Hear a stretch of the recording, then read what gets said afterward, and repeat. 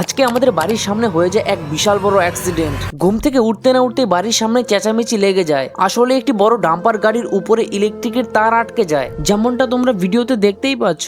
ভেতরে থাকা ড্রাইভারটি সেটি বুঝতে না পারে গাড়ি চালাতেই থাকে, যার কারণে অনেকগুলো ইলেকট্রিকের খুঁটি ভেঙে যায়। মোটামুটি 3টে খুঁটি ভেঙেছিল সেদিন, এমনকি বাড়ির খুঁটি পর্যন্ত উপরে চলে আসে, যেমনটা তোমরা এখানে দেখতেই পাচ্ছ।